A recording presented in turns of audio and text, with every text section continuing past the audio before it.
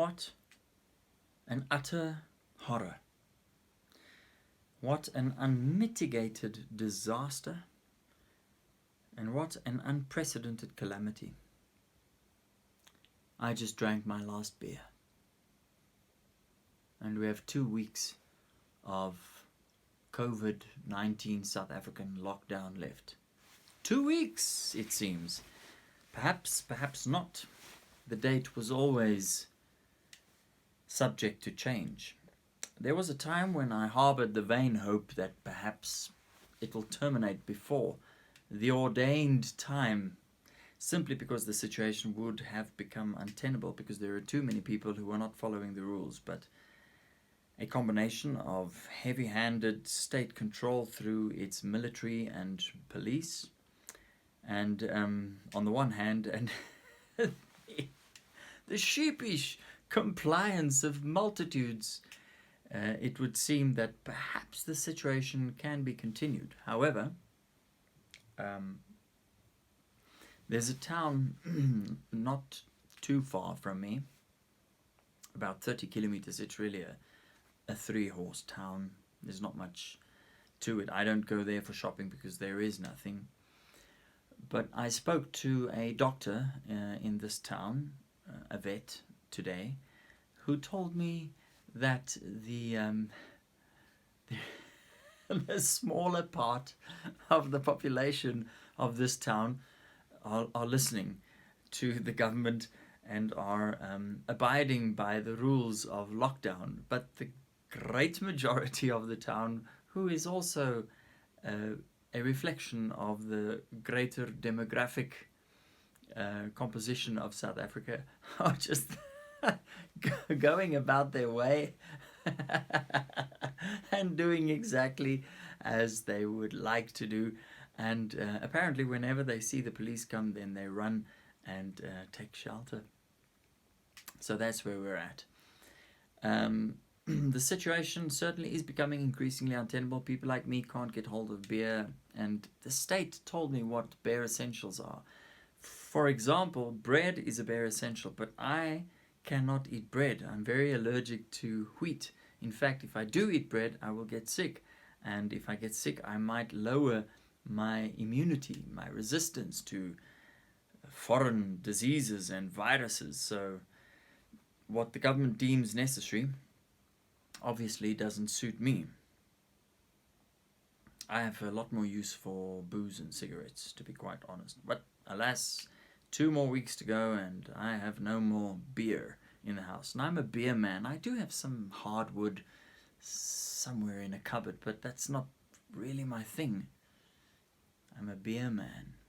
It's good for my physique, my wheat-deprived physique.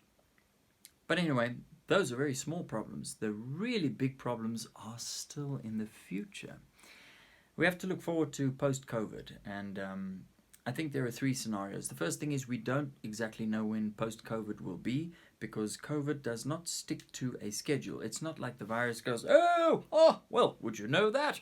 On the 16th of April, I had better be out of here because then the lockdown will be lifted.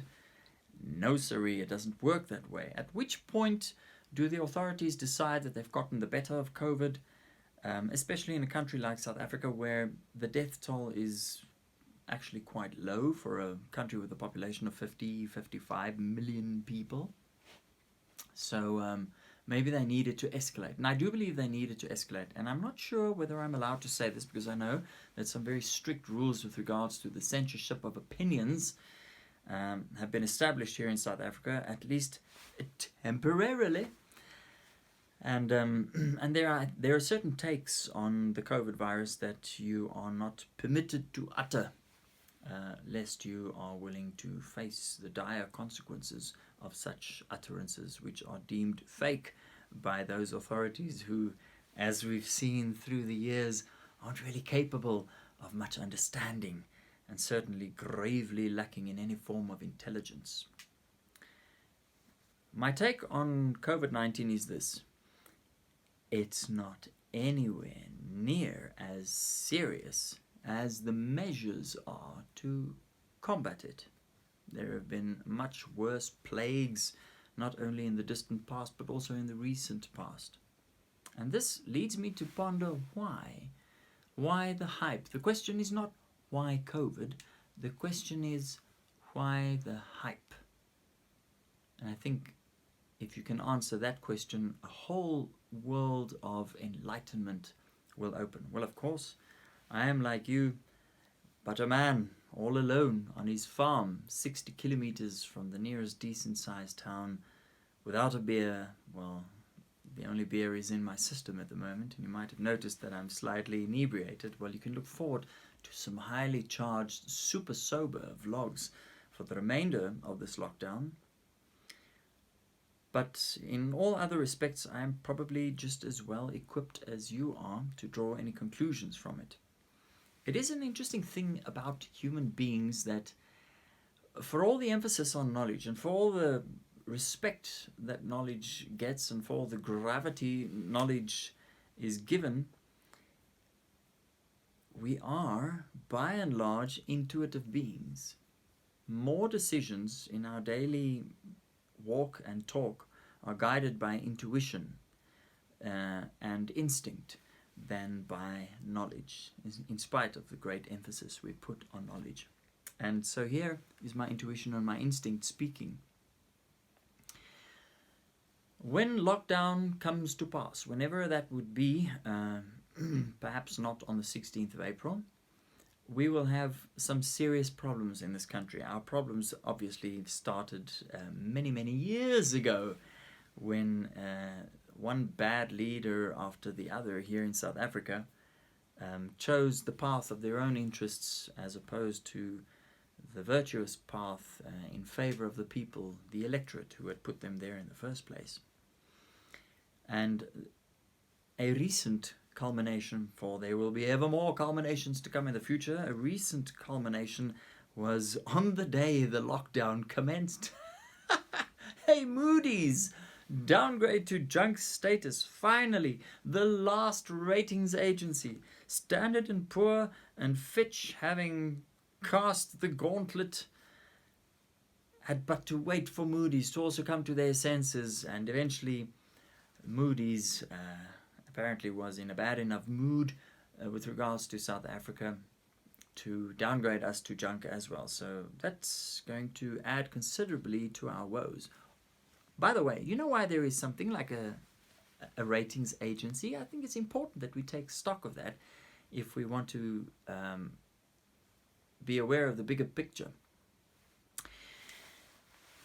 There was a time when currencies were linked to something solid and good like gold. There was a time when the dollar was linked to gold. But this time passed on the 15th of August 1971 when Nixon announced in a surprise move to the world that the dollar would be leaving the gold standard. And the rate of United States government, in other words, national debt, rose from that moment on exponentially. And of course, all the other governments were quick to follow suit because it would give the United States an unfair advantage if they were just able to print money with nothing to show to back it up but the government's promise. That's what fiat currency is. And now virtually all the currencies in the world are fiat currencies. And there's a difference between currency and money. And it's a good thing because it's not fiat money, it's fiat currency. And what backs fiat up is a government promise. And we all know that there is no end to the promises one can make. There is an end to the amount of gold or silver there is in this world, but to promises there is no end. And it seems that politicians, for all their droll and staid personalities or countenance, or what's the word I'm looking for, are exceptionally creative when it comes to inventing promises. They're very good at that. There's a never-ending stream of promises that shit forward from their mouths, and what's amazing is the unfathomably huge orifices that the electorate has on either side of the head, in which you can just pour buckets full and buckets full more of these these fecal promises. Sorry, I'm going a bit far on that, am I not? It's that beer. Right, so comes the end of COVID, the economy of South Africa will be in dire straits, as will be the case in most of the rest of the world, because most of the rest of the world have also been in lockdown, and some of them will have aimed to be in lockdown beyond the date that we've set ourselves. Economies stand still. The first guys, the guys who will suffer hardest will be, so I'm going to look at three possible scenarios. Well, it's two scenarios, and the third is divided in two, but because they both rest with the government, I'm going to put them in one. The first scenario, post-COVID, is that the little guys suffer the most. Small businesses, medium enterprise, those guys, because they live from month to month. And sure, the bosses of those companies often are well off, but they don't have enough to distribute among all the rest of the people and still keep the business going. I spoke to two business people recently, and both of them feel are waiting to decide whether they should declare insolvency now or whether they should wait. It's gotten to that. I advised them both to declare insolvency now, but none of them listened to me. And who am I to speak? Because they are very successful small to medium enterprise business persons, and I myself am not. So they will go under, because the one guy has 22 people that he has to pay. The other one has 20 trucks on the road delivering things, but now those things can't be delivered, and he has the drivers available, but then they get to the depots and the people don't pitch for work, and then they sit there and he has to pay them while they wait in the truck. So it's a terrible situation for both of them to be in. And there was a time in the past, because I've known both these men for a long time, there was a time when I wished for myself their fortitude and their good income, and right now those wishes have evaporated completely, and I don't wish upon myself the very difficult decisions and the hard times that are facing them.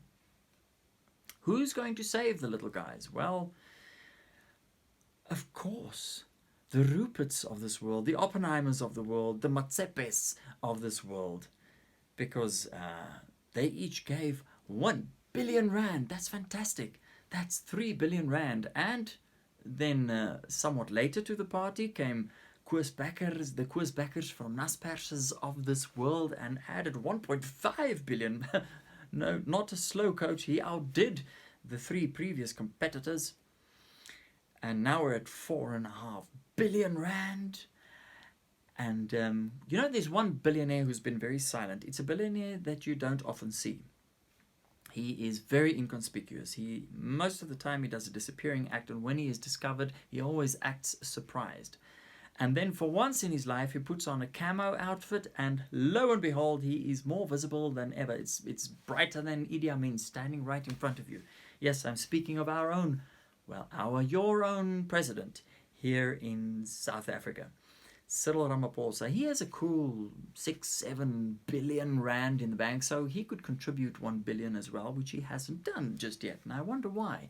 I think one of the reasons he hasn't done it is because when he does that, it will be a much touted feat, and everybody will take notice of the fact that the president of the people, the man who presides over a country, who comes from the same slums as the people, who now allows the people to slip every year ever further into poverty, is a man of substantial means. In fact, means so substantial that he can afford to pass off 1 billion and still keep another 6 or 7 billion to himself. So that's not a good idea for him to do that. But if he doesn't do it, then people like myself and those other irritating nincompoops will point out his great wealth and ask why he hasn't contributed anything from his own pocket. So he'll be damned if he does, and he'll be damned if he doesn't. But let's say he contributes. Let's say he is overcome by a fit of benevolence, and he contributes 500 million. Then we have 5 billion between him the Beckers, the Ruperts, and the Oppenheimers, and the Matsepes of this world. 5 billion. Now, what can you do with 5 billion in a country of 50 million? Well, you can give each of us a nice blue note. Oh, thank you very much. A blue note. All the rich people, they give everything. A blue note. Dankie. Dankie, Bayer.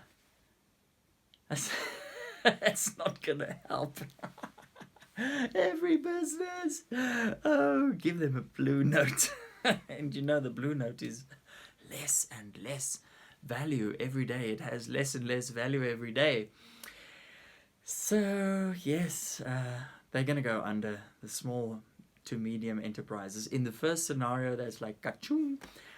However, I don't think that scenario is very likely. And the reason I don't think that is, for all their pitiful existence and for all their minor contribution, they really are the biggest taxpayers, because we live in a country where 6 million people pay the tax and 13 million people stand in line to receive grants from the government every month. And the government, of course, wants to fill its own coffers, its own pockets, not its coffers, its own personal pockets to the max before they pass any of that on to these 13 million people whom they don't really care for, but whom are their electorate, and it's important to buy those votes. So I don't see the government take kindly to a situation where the small to medium enterprises, who are really the entrepreneurs, they're really people who go out and somehow from nothing make something, and they keep this economy running. They are the true heroes of this country. So I don't see that one happening. It would be, we're a country capable of extreme stupidity, but I think we'll pass on that one. We won't be that stupid. So we're moving on to option number 2. In option number 2, the private sector comes to the rescue. Pa-da, pa-dum, pa-dum, pa-da. And all the Ruperts and all the Oppenheimers and all those other millionaires, and billionaires, and even the 100,000naires, all of them pitch in and they help the little man. Why would they do that? There's absolutely no sense in doing that. They can only do that. They would only do that. They'd be foolish if they didn't do that. And they're not foolish because they're billionaires and millionaires. They would only do that if there was something in it for them. And at this stage, I think the thing that's in it for them the most is if they said to the government, well, you know, we can help you. We can help you help these people so these people can keep you in power and these people can keep the money streaming to your coffers. But you have to chill on all that expropriation without compensation talk because it's not good for business. It's very difficult. And your labor laws are perverse. Your labor laws make it virtually impossible for anyone to work at a profit in this country. And it certainly disincentivizes foreign investment. So could you please not do that as well? So I can see the private sector intervening at this junction, but not without certain demands, or if you want to euphemize it, suggestions or requests, strong requests to government. And then the question beckons, will government yield or not? Now, of course, that is the best scenario. Of the 3 scenarios I can think of, that is the very best scenario, because it would mean that free enterprise sort of makes a bit of a comeback. It means the government backs off on all those policies and all those words and all those ideologies that have really led us to this ruin in the first place. Believe me, COVID has absolutely nothing to do with the gradual financial demise of South Africa. It is all the government's decision and policies driven by ideology rather than common sense, or simply just good sense, because good sense isn't all that common. But yes, so private sector intervenes, and they intervene given that certain caveats can be put in place. And now we get to option number 3, which is not as desirable as option number 2, but certainly more desirable than option 1. And this is where the government comes to save us. Oh, the government, mother government, yeah, donkey buzz, by a donkey buzz, yeah. The government comes to us and says, well, we're going to save you. With what money, you might ask? Because the government doesn't even have the money to prop up its failing, ever failing, always ailing state enterprises, which have taken from state coffers. In other words, there is no such thing as a state coffer. A state coffer is really just a transit center for taxpayers. You see, we work and we make the money, and government just goes, bring the money. Taxation is mafia. It's like you open up a shop in downtown Johannesburg and you think, oh, this is so nice, it's a takeaway and there are enough feet here, there's some businesses here, it's going to go really well, and things do indeed go very well. You open up on Monday, and Monday, Tuesday, Wednesday, Thursday, it's fantastic business, and then on Friday 2 guys walk in that you haven't seen all week because the other regulars have started making it their regular place, and these 2 guys come to you and they say, well, we're so excited for you. Your business is marvelous and we can see that it's going very well and we are happy with you. However, we have to warn you, there are people here that do not have your best interests at heart. And in fact, there are people here with strong territorial claims to this place where you are. Fear not, however, we can protect you from these people. Yes, we can protect you because you happen to be on our block. And that means that every month you have to give us this much money. Every week or every month you have to give us this much money, and if you don't do it, well, then we will do unto you what those others will do unto you if we don't protect you from those things that they wish to do unto you. Do you understand? Mafia! And that's how the government works. The government tells you, you have to give us tax, and if you don't give us tax, if you don't give us our money, your money to us, then we will do unto you what those... No, wait. If you don't give your money to us. Yes. Oh no, this is how it works. You have to give your money to us because we as the government need to protect you. We need to protect you from poverty. We need to protect you from foreign invasion. We need to protect you from alien infrastructure. Damn good job they've done of that. And if you don't give us your money, we will do unto you that which will be done unto you by others if we aren't here to protect you. It's a mafia. And we have to work to put that money in the government's pockets. So the coffer is just a transit center. However, the government every year takes that money and puts it towards Eskom, who can't do their job, who can't even get the money to do their job, and has to receive bailouts every year or every so often. Same with SAA, billions and billions and billions. There are other airlines who function as well. So you go to OR Tambo International Airport in Johannesburg, and there are there's Kulula, and there's Mango, and there used to be, and there's Safair, which is great, and there used to be one time, and there used to be, what was that other one? But they failed. They couldn't make it. Yeah, because that's business. Some guys make it, some guys don't. But the Kululas of this world are still there. And the Mangos of this world are still there. But the SAAs need billions and billions and billions of taxpayer money. Many of those taxpayers don't fly that stupid airline at all. They have to pay to prop it up. So, the government does not have the money to save it. That's, sorry, I do go on rants.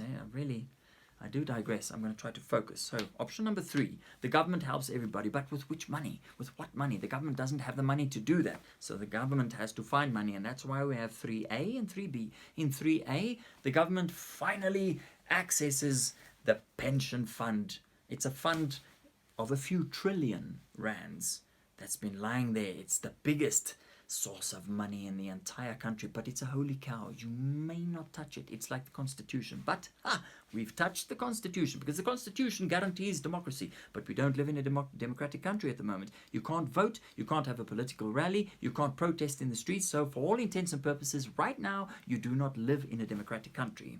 The Constitution guarantees freedom of movement, but now you do not have freedom of movement. You have to stay at home, and when you go out into the streets, as I do, well, I haven't done this yet, but before the lockdown started, I got a permit because I'm a farmer, so I need to move. It's an essential service.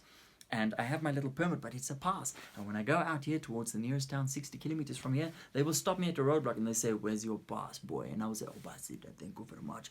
Pass. Yes, please let me just go. I need bread for my people." Right, so freedom of movement used to be guaranteed in the Constitution. Right now, this is not the case.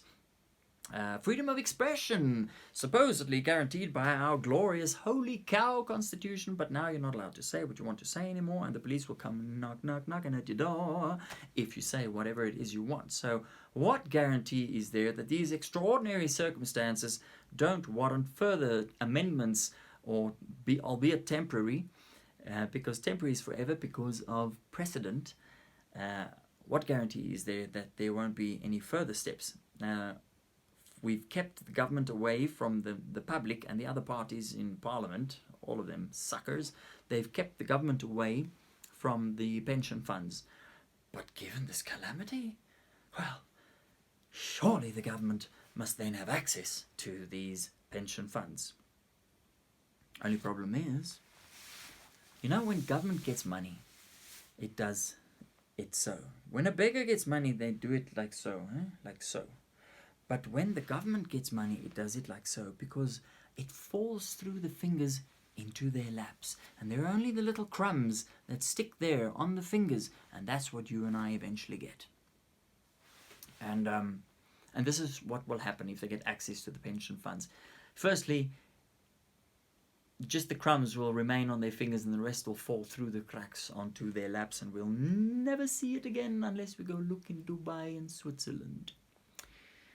Secondly, those little crumbs that remain on their fingers, they'll use it to bail out their buddies, all those BEE-empowered businesses, and they'll bail out those state-owned enterprises, and that means only treating the symptoms, but certainly not the disease, pardon the pun, because those entities have always been in trouble and have always required bailouts, and no matter how much money you throw at them, they're just an endless, fathomless, abysmal black hole into which more and more money will pour, and the entire fund of the PIC can be committed to SAA, and I can guarantee you that it will fail a few years from now. Given trillions of rands, it'll still do that. So that's a most undesirable situation, and I don't see how we can contain that. But there's another option, and that is that government prints more money. Printing money, because printing money is the most wonderful invention ever. Since 1971, you can just print and print and print, and all you need to do is make a promise. And of course, the ratings agencies have downgraded us to junk, so our promises don't mean anything as far as the rest of the world is concerned, but at least it means something here on the home front. Suddenly there are going to be all these blue ones. Blue ones all over.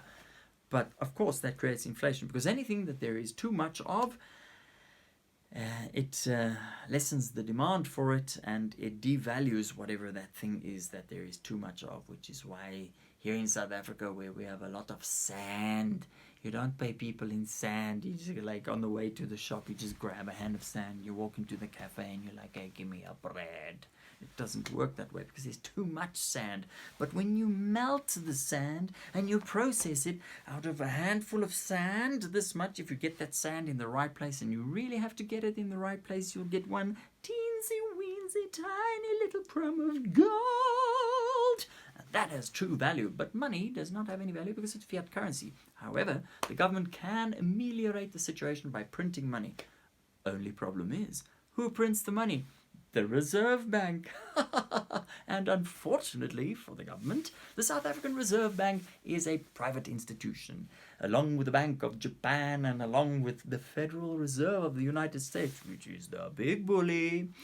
It's a private institution. It does not belong to the government.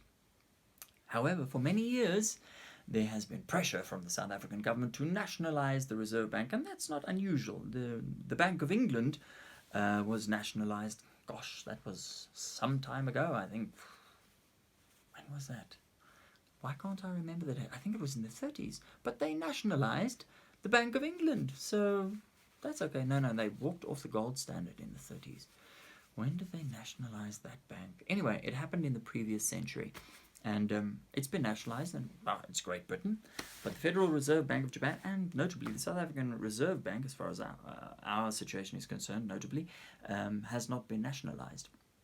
But there's been pressure, and the government has wanted to do that. Why? Because whenever the government goes to the Reserve Bank of South Africa, our central bank, and says we need to print more money, the Reserve Bank says, "Oh, that's a very bad idea, because if you print a lot of money, then we're going to hit super inflation, and then people will rock up like in the Weimar Republic. They'll rock up with wheelbarrows of notes to buy a slice of bread." But the government might do that. Now, because the whole world is in trouble, we can't really look for a bailout. Hello, we are South Africa. Help us, please. Give us money. And that's worked for most of the time in the past 25 years, but it's not going to work this time. Why? Because nobody's got money. And this is the good news.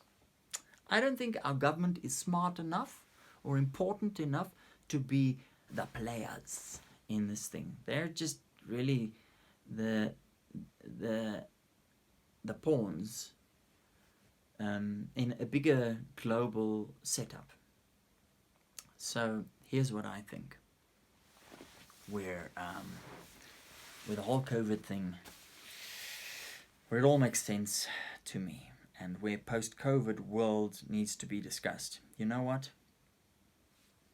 I'm going to bank that one and talk about that tomorrow, because I need to be sober for that one, and this has been long enough. But tomorrow I'll explain how I think it fits into the global scenario. And I have a very clear idea about that. And of course, who am I? Who am I? I'll tell you who I am. I'm an entertainer. So sit back, relax, don't take it seriously, just enjoy the story.